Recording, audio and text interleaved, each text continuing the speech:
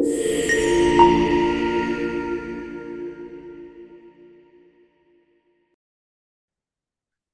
warm welcome to you all. Good morning, good afternoon, and good evening.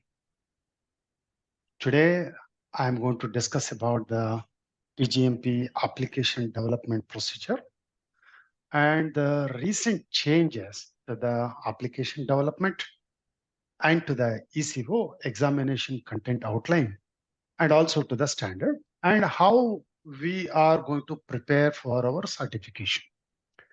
Some of the subject that I'm going to discuss today, probably many of you may already know, have been through, but please bear with me because we have wide audience, not only those who are here, but also going to watch this video later. At any point of time, when you have a question, please write it to the chat window. After I complete my presentation, I will go through each of those questions and we will discuss about it. Good. Now, so as I said, we'll talk about the how do you apply for the PgMP. Is there any change from previous method to now, current one?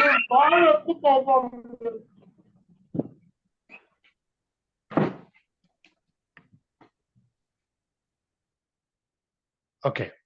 So, and then we'll talk about the ECO and the standard and changes. See, the very first activity that you should be doing is to go through the PgMP handbook. This is published by the PMI and gives you the first-hand information about the PgMP exam. I request all of you to be on mute. Okay. I think you are all on mute. Yeah, fantastic. Okay. So first document that you should be going through is a PgMP handbook.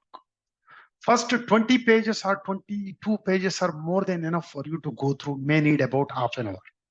It explains about the eligibility criteria, which I am going to do now, application process, exam fees, whom to contact in case of any query that you may have. So it is going to guide you. It is the first document. Then, how do we look at the eligibility criteria? Eligibility criteria. Assuming that most of you have 4 years of degree or equivalent. Sometimes when you have 3 years of degree is also equally qualifiable for this category. If you fall into any other category, either the first one or the third one, you can contact me. I'll be able to guide you. Okay.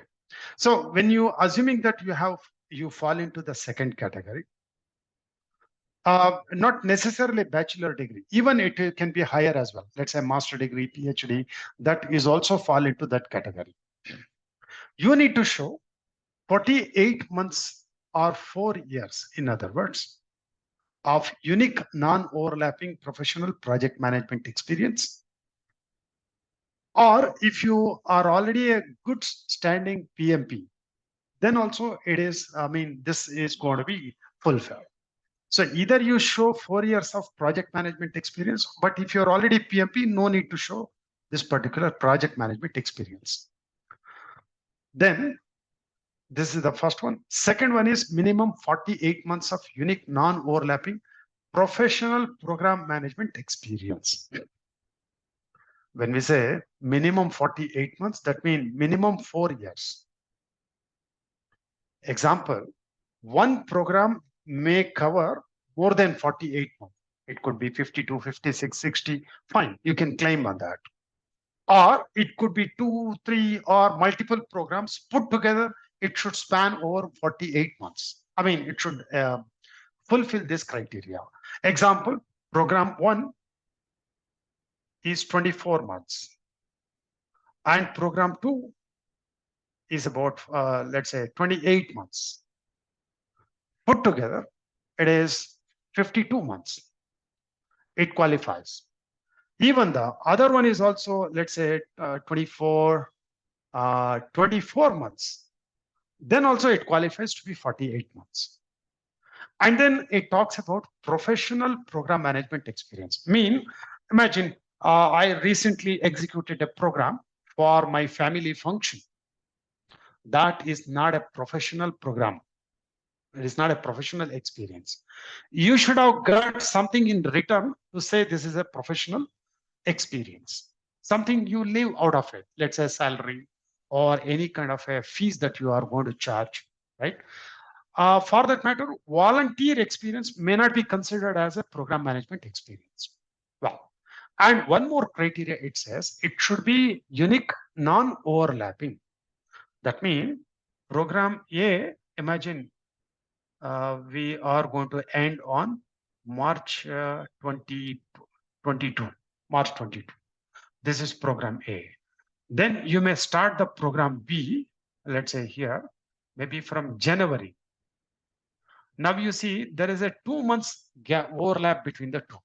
See, this is the case with many people because usually towards the end of the program or maybe beginning of the program, where you may not have fully occupied with the program work, you may be assigned with the other program work, something maybe transitioning or you're entering into possible. But for the exam, I mean, the eligibility perspective, you consider one of them, either A or B. Don't show both of them. Otherwise, it will take one of them and calculation go wrong and PMI will not find you eligible for the PgMP exam. So my suggestion is to show either A or B in full. Well, that's all. This is very simple. You can make it. And many times people ask me, I have not executed any program. Am I qualified to take the PgMP? See, project, program, portfolio, operations, these are all the methodologies how we are going to execute the work in the organization to meet the strategic objectives. Wow.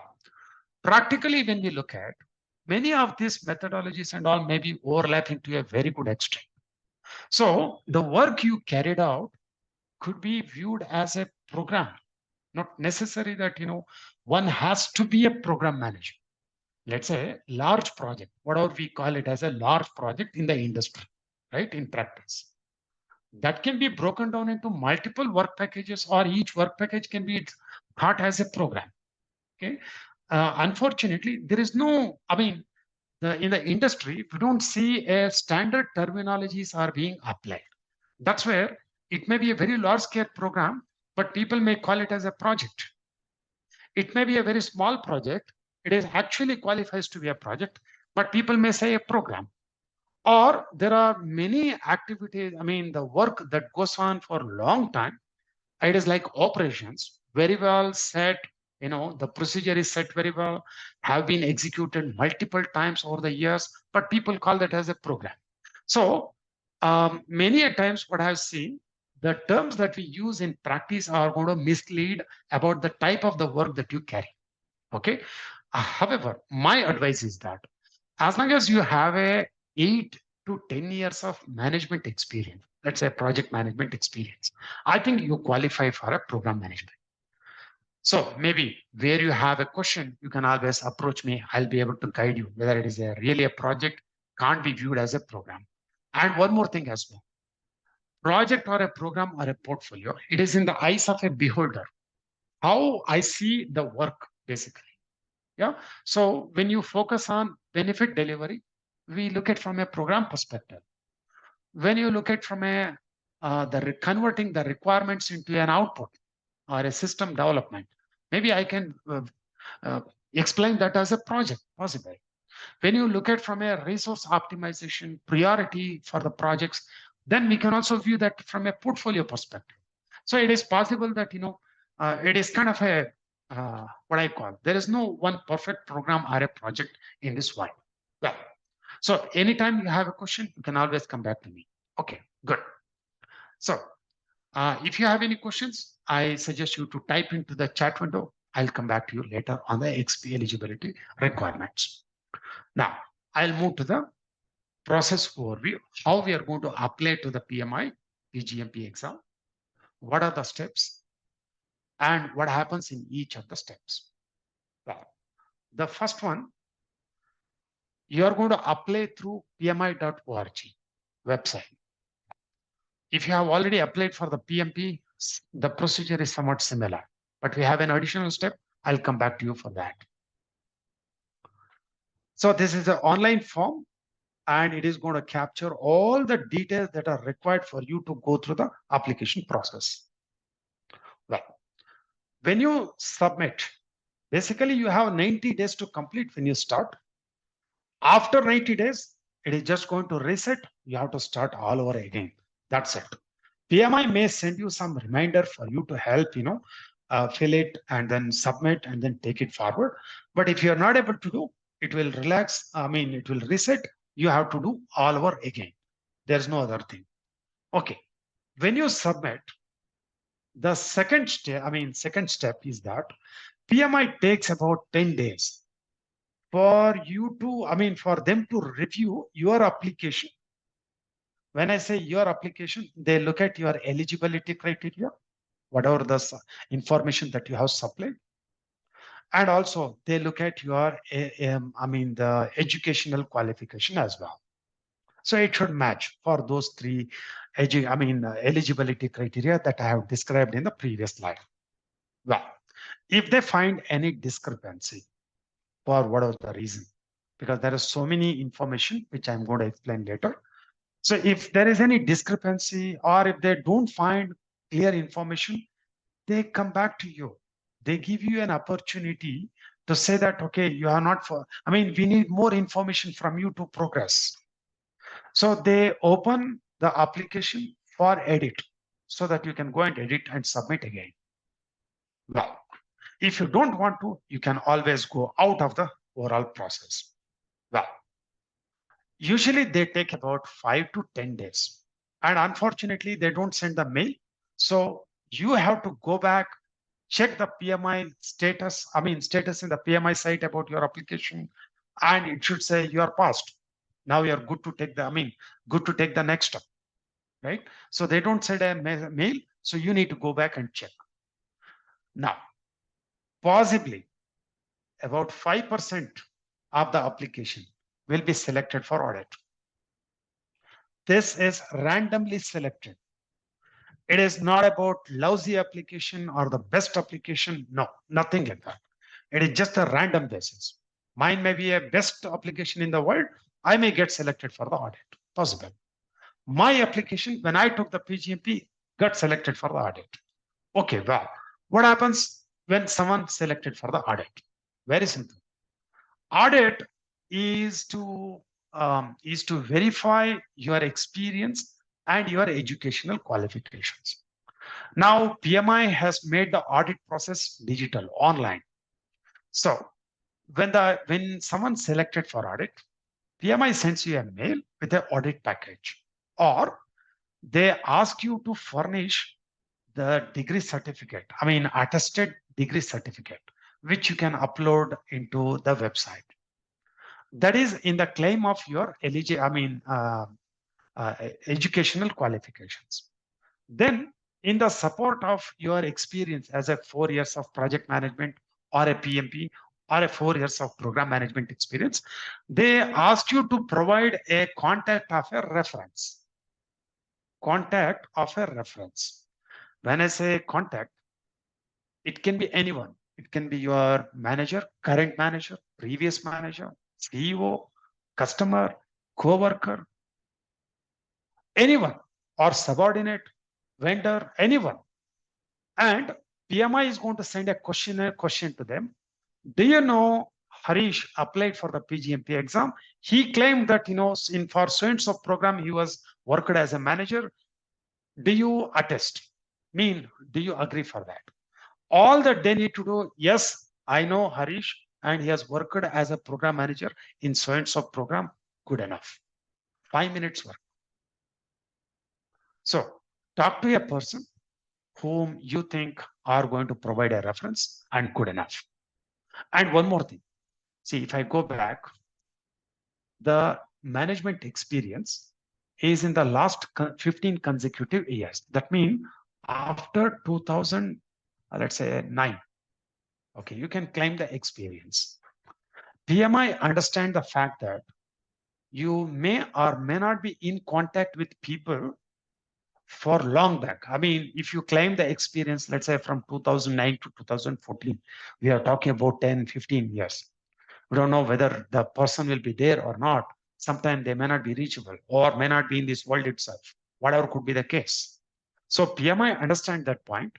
What they say, the current reporting manager can also attest on behalf of all the previous project and program managers. In fact, that's what I did. This point is there in the PMI FAQ. When you selected for audit, that FAQ have this point. So I have taken the copy of the FAQ to my manager, showed him that, I have showed the experience for last 12 years. So I request you to attest on behalf of all the previous project and program managers.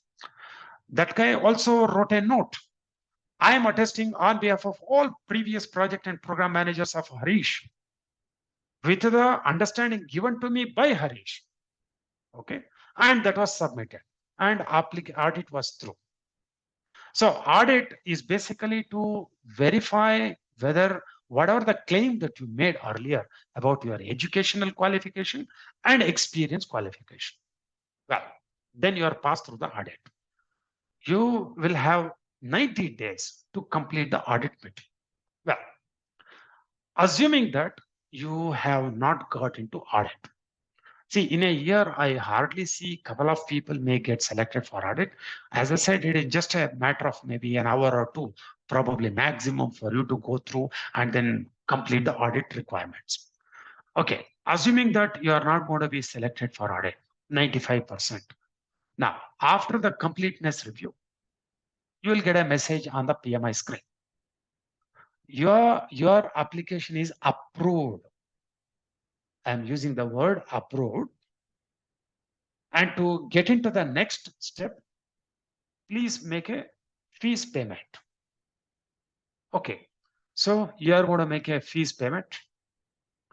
Once you make a fees payment, now PGMP evaluation is going to start.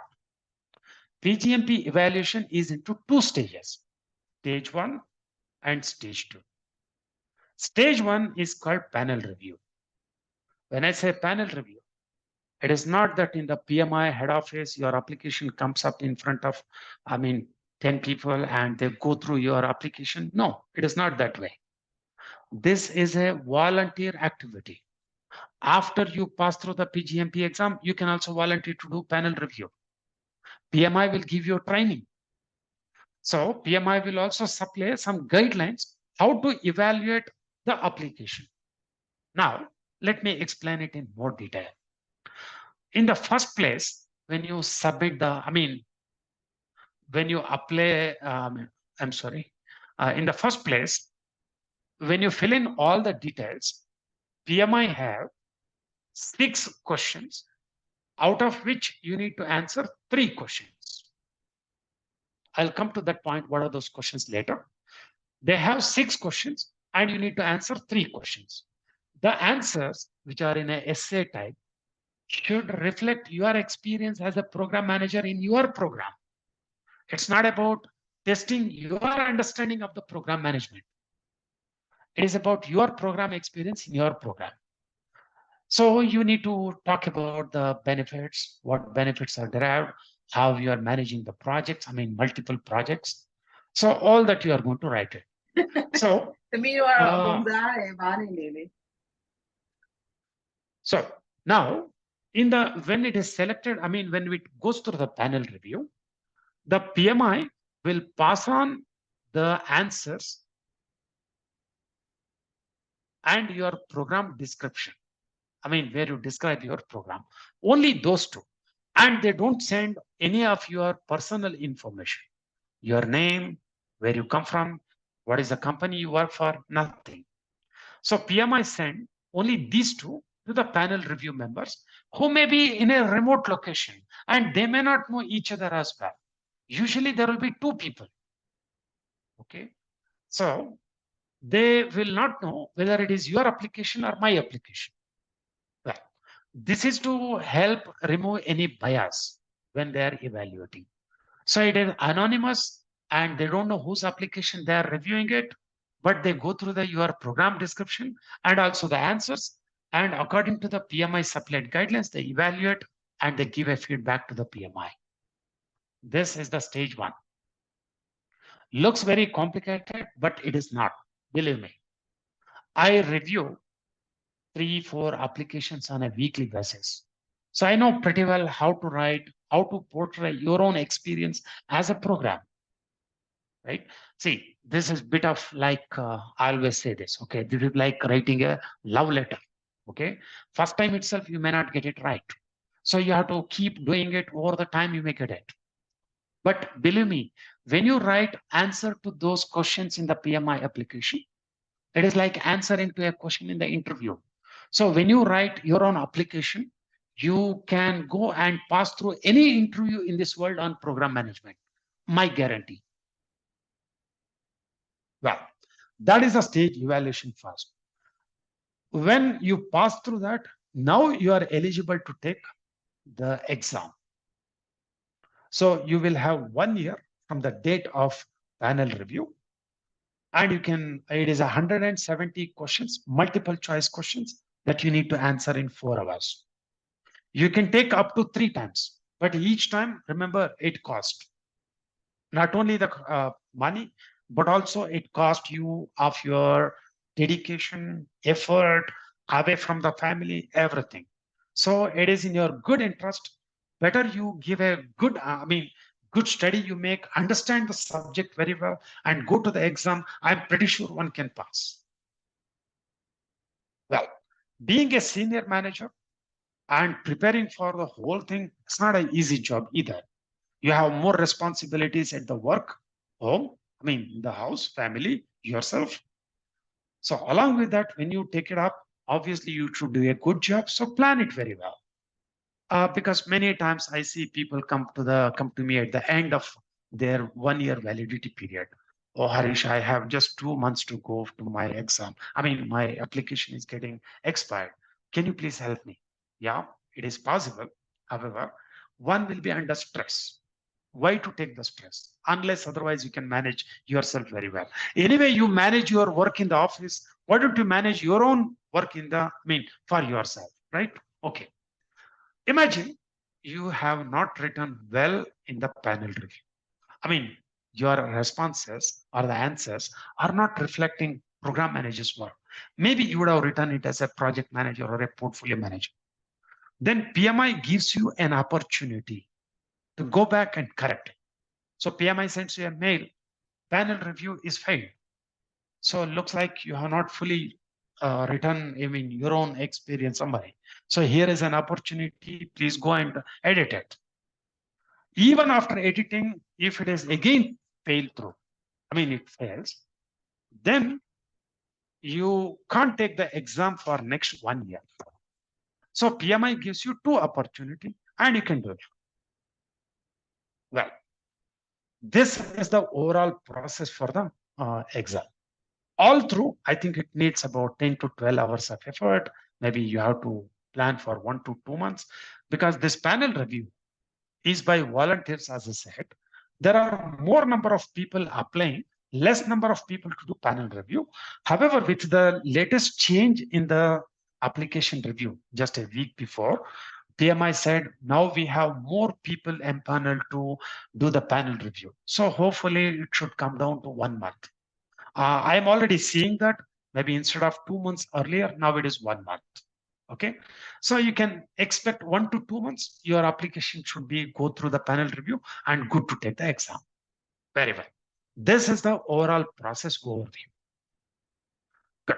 And after you pass through the exam, you will have 3 years of cycle. Your certification is valid for 3 years, within which you have to accrue 60 PDOs.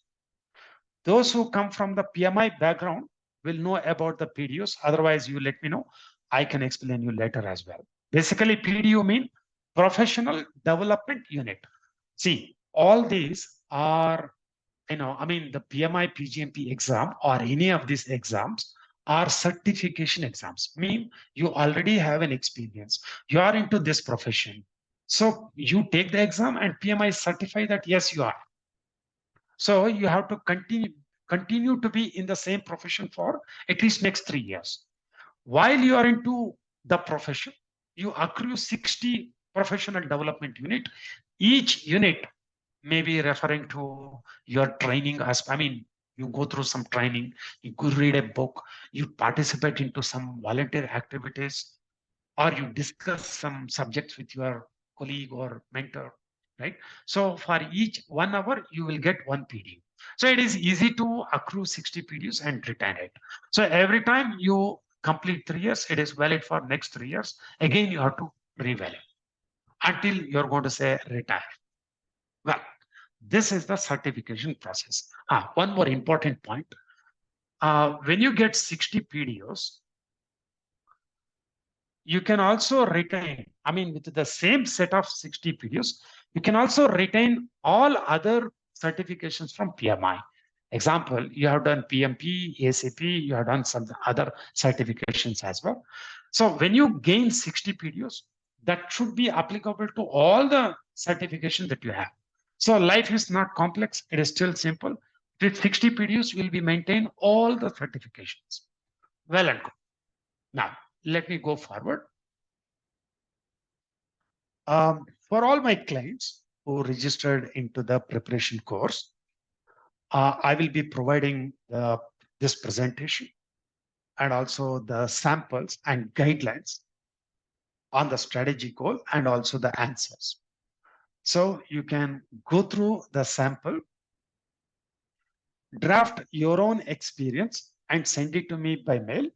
I would like to have a review, suggest any changes, and then you can review and then finally you can apply. This is the process I'm following, working good, but takes time, maybe a week or two. You should plan it to develop from your side and review from my side and any changes. Okay, good. And one thing, that's what, every program is unique.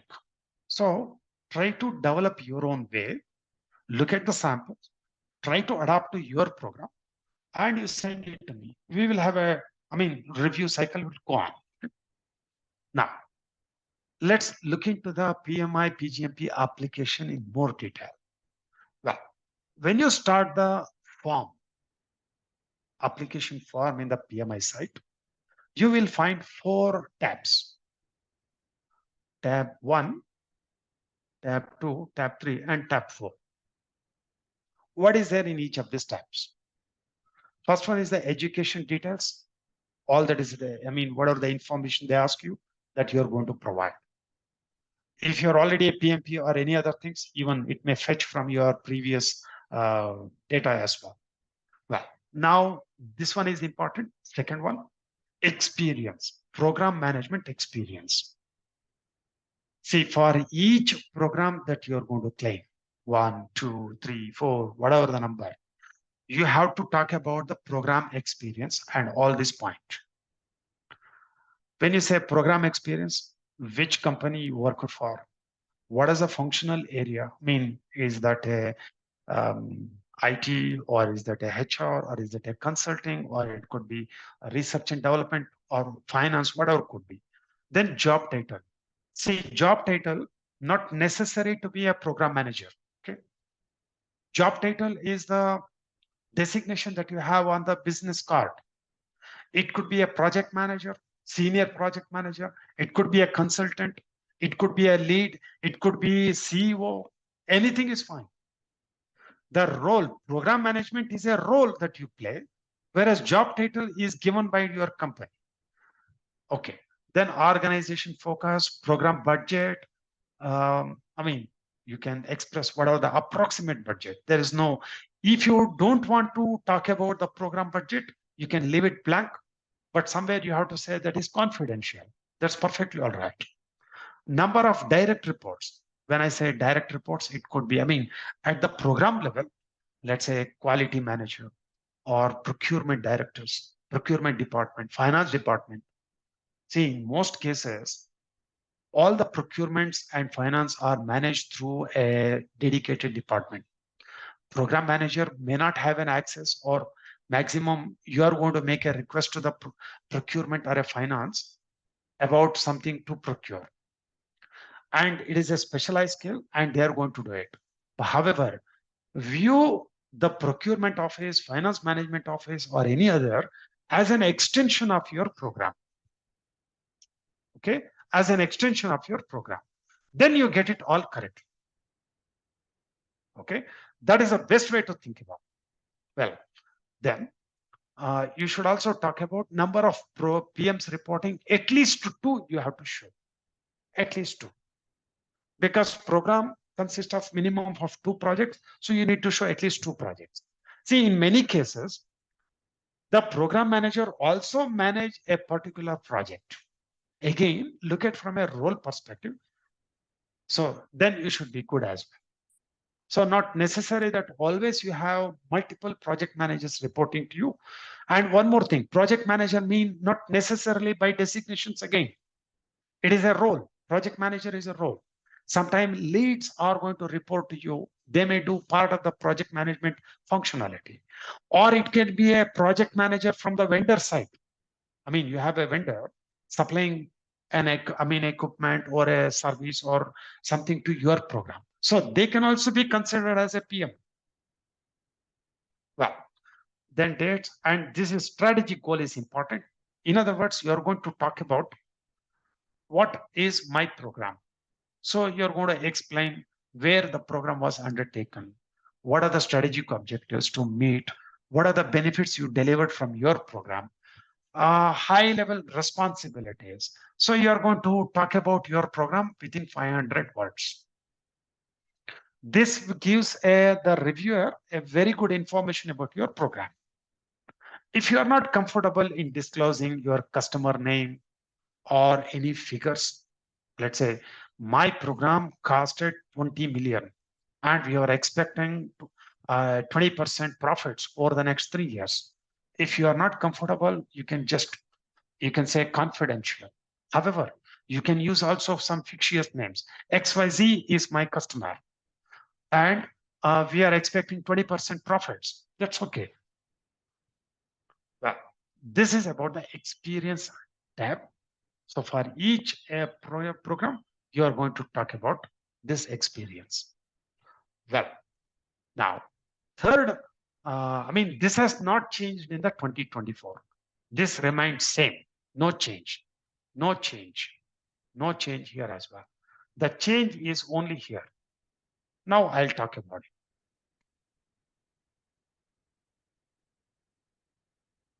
it. These are the tabs that I wanted to show you earlier. This is the tab number 2, where I talked about the program management, number of project managers, all of that. Now I go back to the third tab.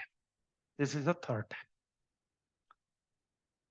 See here in the third tab, there are 3 performance domains for the program management: strategy, leadership, and governance. Each of this domain have 2 options, A and B. For a particular program, you're going to answer either A or B, one of these 2, within 700 words over here. Usually you need about 500 words. Now, earlier it was 500 words.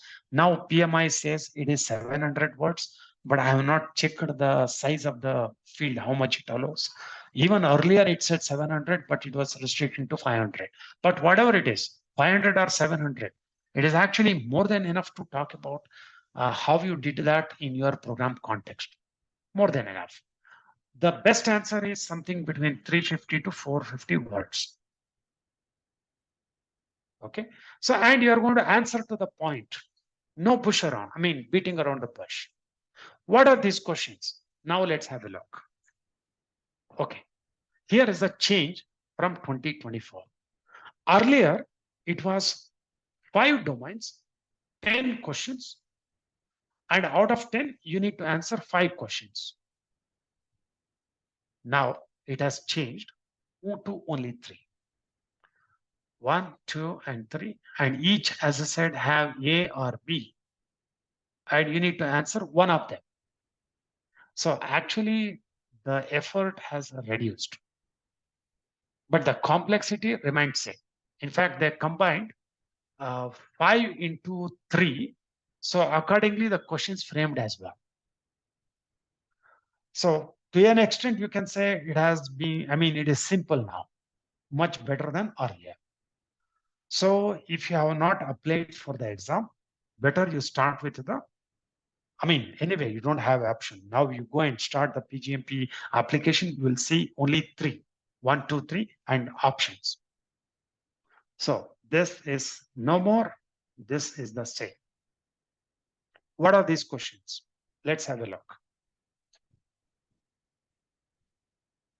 For the strategy domain, first one is establishing or contributing to a program roadmap or business case aligned with the organization strategic objectives. In other words, question is very simple.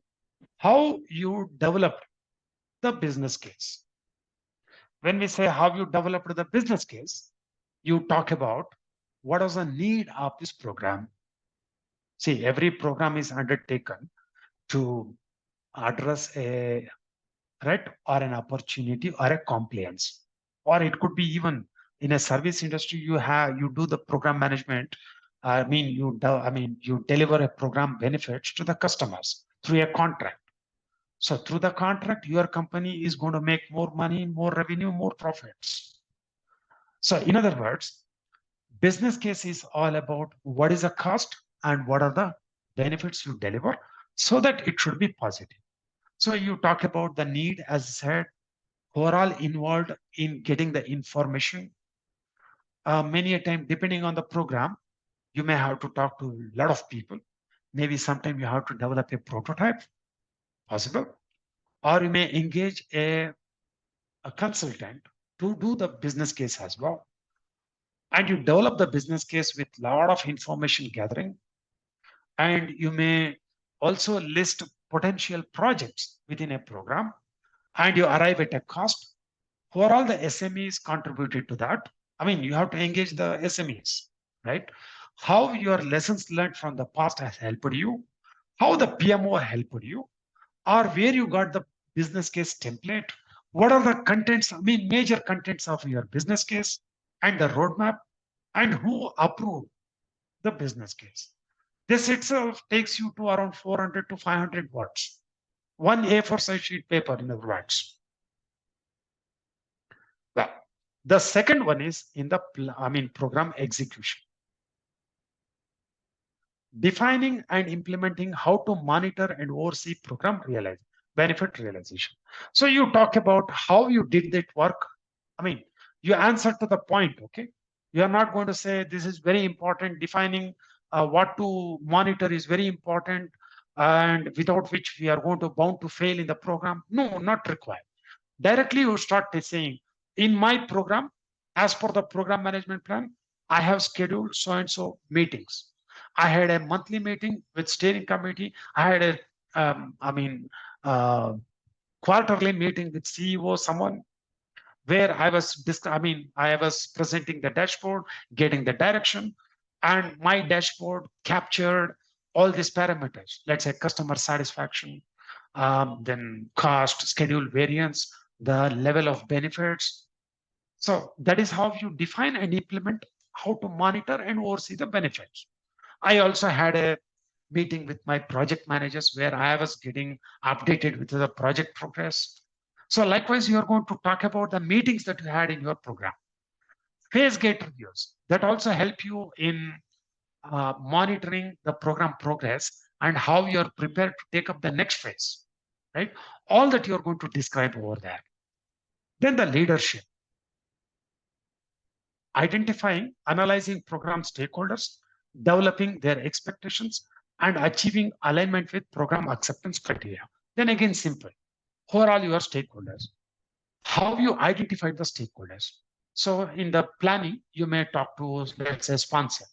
With their experience, they tell you who are all the stakeholders. Then you may have a talk with your project managers, your customers, your people.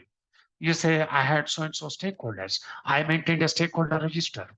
Then I had one-on-one meetings with them and given a presentation to various groups to talk about what this benefit, this program is going to deliver benefits, quantified benefits, right? And then acceptance criteria. So as per the contract or as per the business case, we have the acceptance criteria. This, I mean, the test, acceptance test report is going to be a basis for the acceptance criteria. In other words, how you're developing the acceptance criteria, overall part of it that you're going to explain. Otherwise, implementing effective communication, conflict resolution strategies, creating productive and respectful environment. In other words, this is about your interaction with the stakeholders. How you did stakeholder engagement. Was there someone who not happy with you? So how you manage that situation? And it is not that, in all this context, you are going to say you are the best program manager outwardly in this world. You got an award for program management, best program manager. No, it is not going to work out here. Okay. They are looking at your experience rather than your achievement or a failure. In fact, if you say there was a stakeholder who was not happy with me and I didn't know how to do, because of which I got hit in the program schedule, but later I realized I took a support of someone or I did some politics. This works better. Basically, you talk about your own experience. Okay. Politics or influencing someone, it may be forcing, it may be a negotiation, it may be surrendering yourself. Anything is fine. How you did that, you have to explain. Okay. So, I mean, we should not talk about the achievement. It is not it is an experience. Of course, I agree. Experience is all about the challenges that you had been through. That is what you should portray here. Each one of us will have some element in your work which you will never forget in your life. That is exactly you're going to talk about here. And one more thing, no need to talk about the stakeholders' names. It's all about the designation. Okay. Nowhere in the application you're going to say Harish was my boss, a very cruel guy. Nothing. You just say you had a boss who was not happy with you. That's good enough. Then governance as well. Managing program delivery and component changes affecting the health. In other words, how we manage the program delivery as a whole. So I had a program management plan, which was approved with the stakeholders. Accordingly, I had scheduled meetings. I set the reporting structure. I had the RACI metrics, right? And I had the projects, and I was governing the projects by having so and so meetings, setting up the responsibilities. So changes affecting the program health. So you can also take an example of a one or two changes that are impacted the program, the program roadmap or the overall planning very significantly. Something which forced you to do replanning. See, program is what? A high level of uncertainty and ambiguity, right? Characterized by a high level of uncertainty and ambiguity. So you talk about one or two uncertain moments which force you to do replanning, right? Then last one, utilizing the governance process to manage risk and escalations by maintaining roadmap and benefit realization plan. This is about risk management. Okay. And roadmap, escalations by maintaining the roadmap. In a program, the significant events or a changes or something which impacts the roadmap. That is where you have to get the guidance from the steering committee or the governance, right? Governance board. So how you manage the risk, how you manage them when they become issue, how they are impacting your benefits level, right? That's what we are going to talk about here.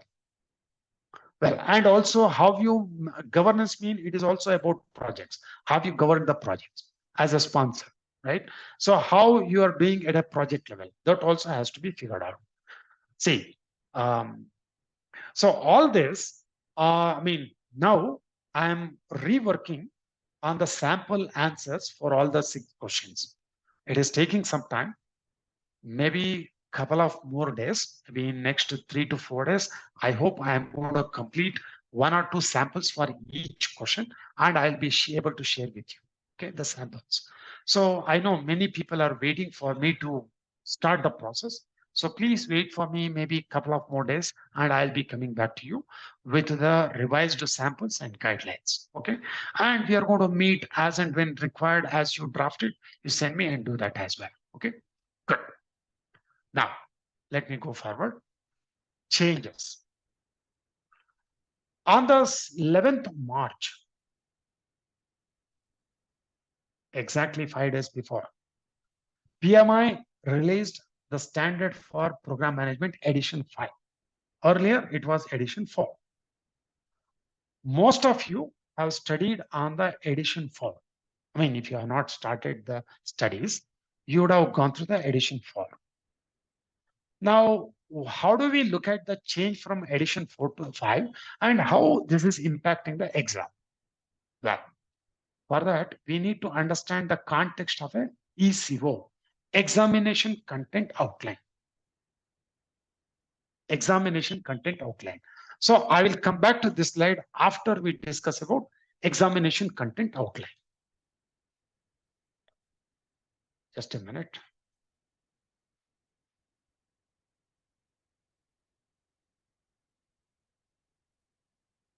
Okay, here is the thing.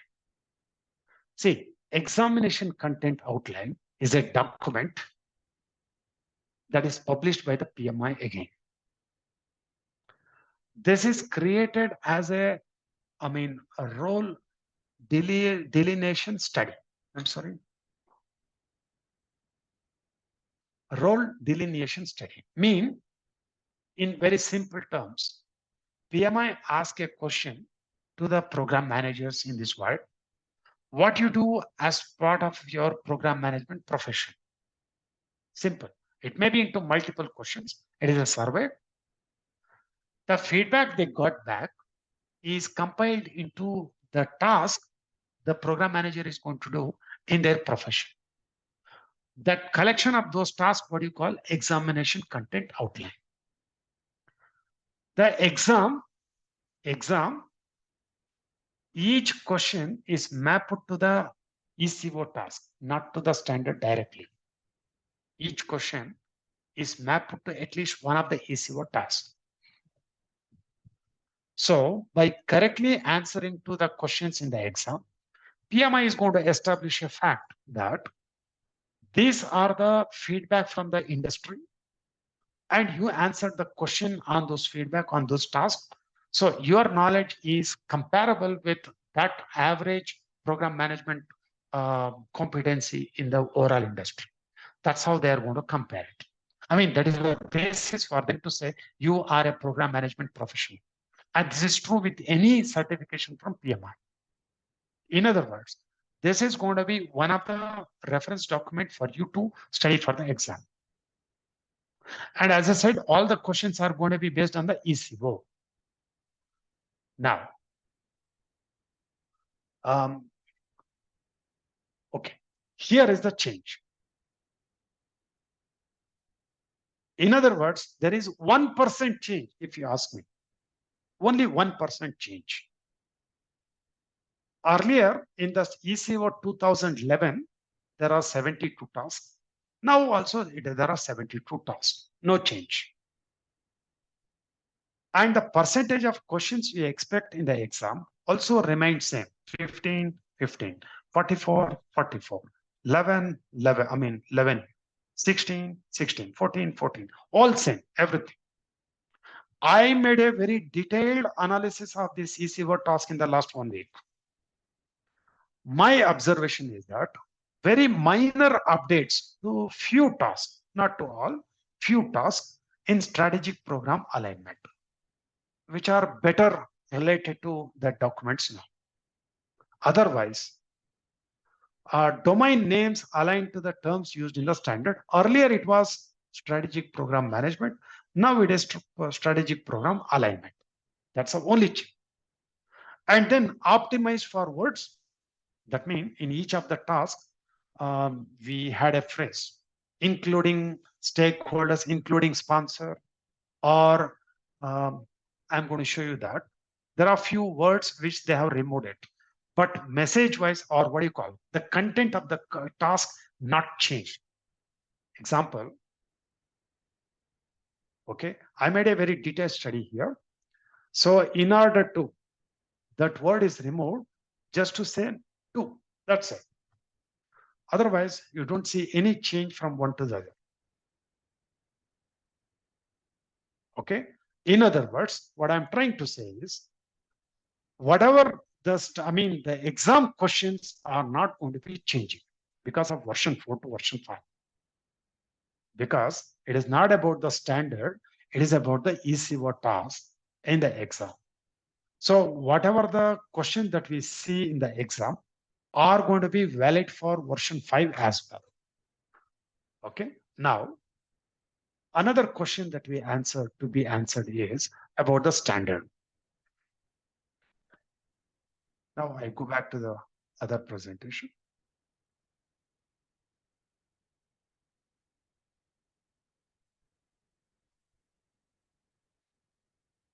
Okay. See, the standard for program management edition 4 to edition 5. Edition 5 is a superset for edition 4. Now, I'll talk about few changes about the version edition 4 to edition 5, and then how we are going to plan for the exam. Okay.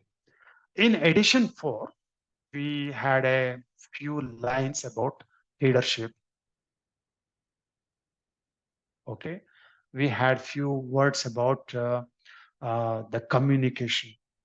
We had a few lines about how collaboration is important. Likewise, they have been amplified in a way or the other. Otherwise, all the content of edition 4 are into edition 5. I'll also show you the compilation between, difference between edition 4 and edition 5 compiled image. In other words, when I look at edition 4 to edition 5 is kind of a superset.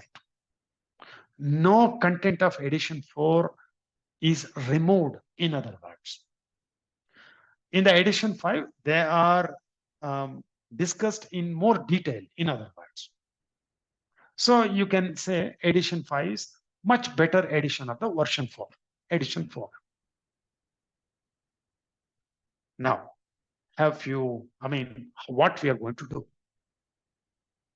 These are the cases, most of the people are falling into one of these cases. Let's look at the first one. What to do going forward. Okay, this is my recommendation. I have the approved application and fix the exam too. I have the date fixed already and I'm preparing for it. Fantastic. Just study on the edition 4. No need to look at the edition 5 at all. And take the exam at the possible earliest possible and pass through the PgMP exam. That's it. In other words, no need to change any of the plan. You are good, you just go ahead. Now, second one, my application is in approval process.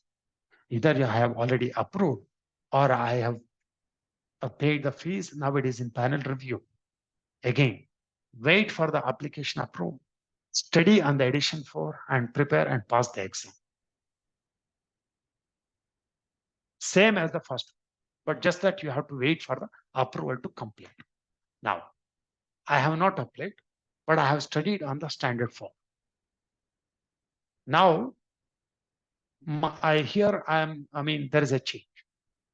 Apply for the exam because you have not applied and plan to take the exam before 2024. All questions and study material of standard 4 are still applicable for the exam. As I told you, standard 5 is a superset of standard 4. And with my experience in the past, PMI gives 1 year for the exam to reflect the new standard. When I say standard, in the exam, you can expect questions on the terminology, the documents, the phases, how we do program management, right? So that, still you can expect, if you plan to take the exam before 2024 December or January, you can still expect to continue and take the exam. Okay, however, please have this disclaimer from me. We should wait for the formal communication from PMI. Maybe it may take couple of 1 or 2 weeks probably. Okay, but no change from whatever you have studied. Whatever you have studied, whatever the question that you have, all are applicable for the exam that you are going to take in this year. Okay. If you are going to start fresh, I have not started anything. I'm just started with the PGMP journey. Now I suggest you to start your journey on the standard 5. Even if you are going to take the exam before 2024, going through the standard is still going to be applicable for that. Just that, standard 5 is more or well described. In terms of principle or explained in a better way. No, I don't say better way, but additional things are added, I would say. So still that is applicable. So if you have already studied, if you have already studied on standard 4, continue to do that, take the exam. You will have to answer only 3 questions. If you have not started, now you are starting. So move on to the standard 5. It is still applicable. And you will have only 3 questions to answer in the application. Okay. I hope you are going to fall into one of these 4 categories. If not, you can always come back to me. I'll be very happy to help you and how we go about. Good. So in other words, my suggestion is that just continue, study, take the exam before this 2024. You should be good. Whatever whether you're starting new or already you have into the journey, doesn't matter. Okay. Good. Well, I am going to study the standard 4, standard 5 in more detail. To my presentations, the study contents that I am sharing and as part of the preparation course, I'll be sharing with you the updated information on the standard 5 as well. And as I have this picture over here, it is going to be a super set. So whatever the presentation questions that I have, that will continue to be valid. Plus, I'm going to frame new ones as we go into, in a month or 2. That should be good enough. That's what I see when I see the changes that I see here. Okay, you see here, I'm just showing on the screen.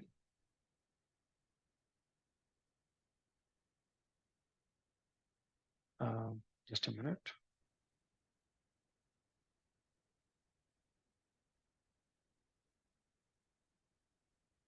Yeah. See, this is the changes from version 4 to 5 summary. Okay. So a concept of, team of teams, or you can say collaboration, that is something newly added. Otherwise, all are going to remain same. It is just structured in a different way. Maybe you will find a different section headers, but content has not changed. That is for sure. Good. Now, I will go through the questions in the chat window. After that, the forum is open. We can discuss further as well.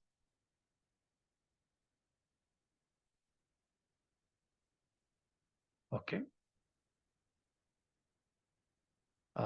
Okay. Is the contact of reference to be provided only for applications being audited or for all applications? It is only for the applications which are selected for audit, maybe 5%. Otherwise, no need to provide any reference. Not like earlier days, maybe about 6 years before. You have to provide the, 6 years before, yeah. You have to provide the contact, reference of the contact directly when you are applying. Now it is all changed. Only if you are selected for audit, you have to provide. Okay. When they started the first stage evaluation, it was not there earlier. What if you didn't qualify for the stage 1? Okay. For PFMP and PGMP, these 2 are for middle level to senior level management professionals. Okay. And so the qualification is through 2 levels. It is always there. Maybe since the day it was introduced, so it is not a new thing. And as I explained, in case if they don't agree that you have, your answers are not reflecting your program management experience, they give you an opportunity to edit. Do the reviewers get PDU by reviewing the applications? Yes, of course. Yeah, they get a, I mean, they get a one PDU for every work. It is a volunteer work, so you can also join for it. And if need to refer 3 programs, can I summarize all the 3 programs in 700 words for section 3 experience? Okay, those 6 questions, out of which you are going to answer 3 questions, is for any one of those programs. Example, you said there are 3 programs. No need to answer all the 3 questions for all the 3 programs. You can select a program and then you are going to say option A or option B. So finally, you're going to answer only 3 questions, not more.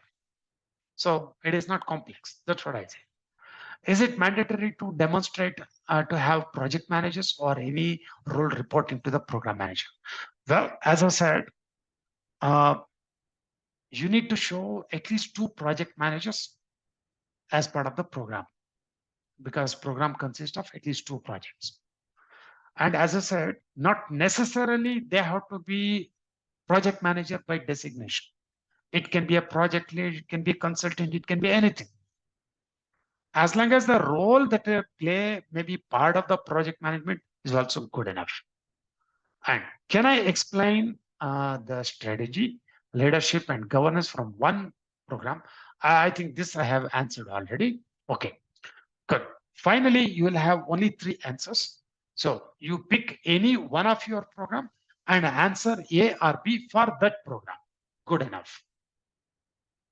Very well. But you cannot answer using different programs or should be using only one. Okay. Now, let me go here and show you the tab. Okay.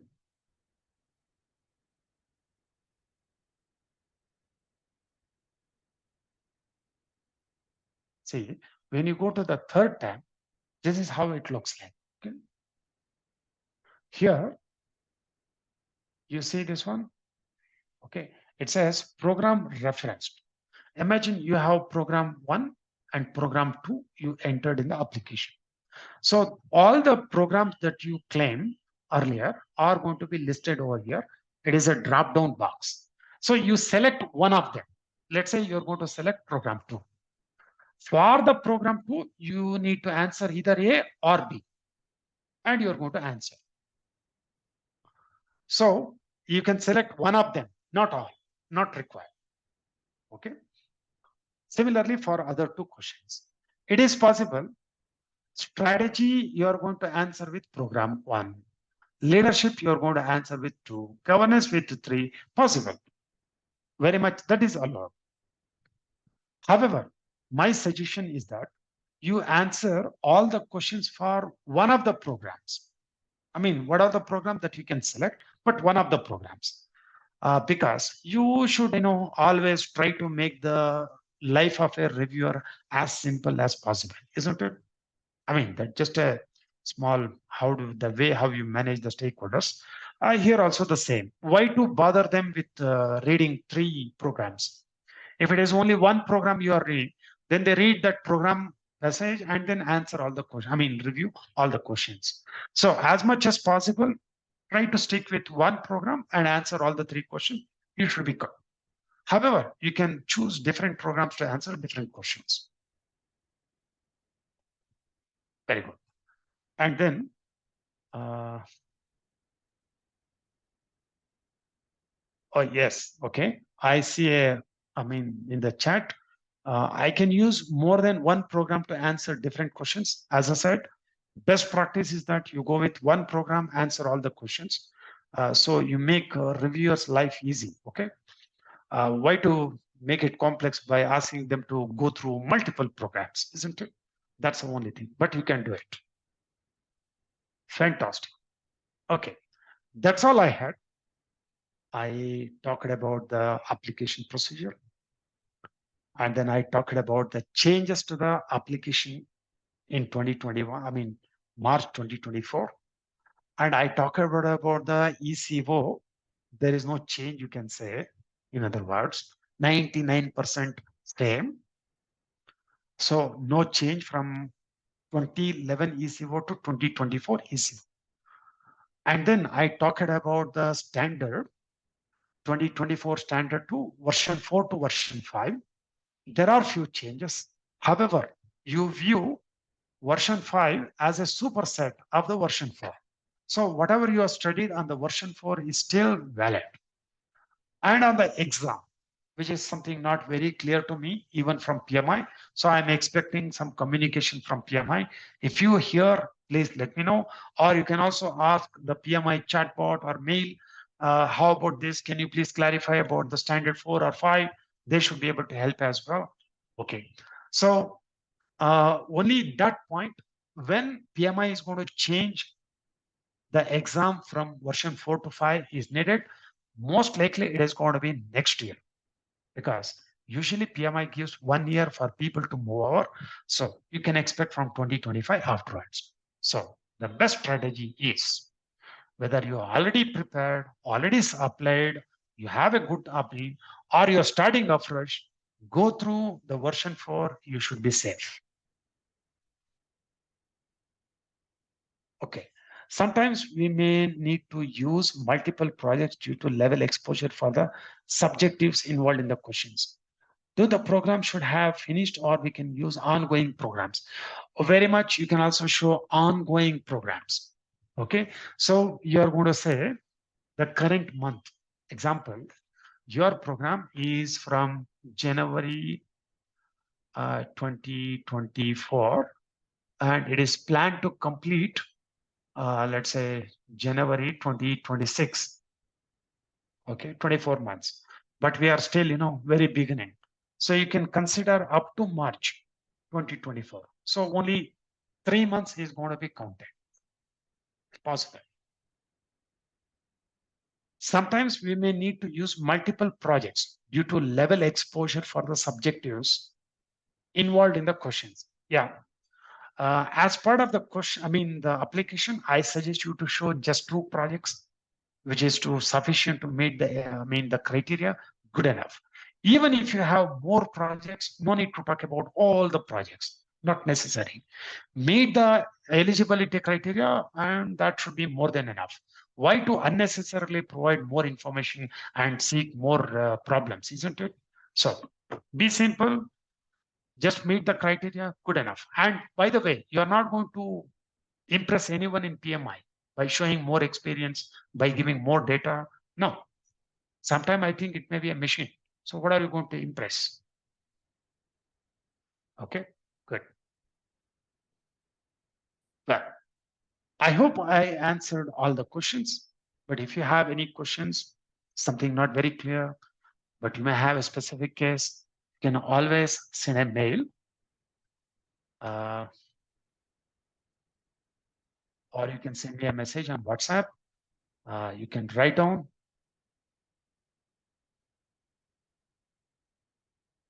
It is harishLR@asproconsulting.com. Or you have my phone number, you can send me a WhatsApp message as well. Or if you are already connected on the LinkedIn, you can send the LinkedIn message as well. Good.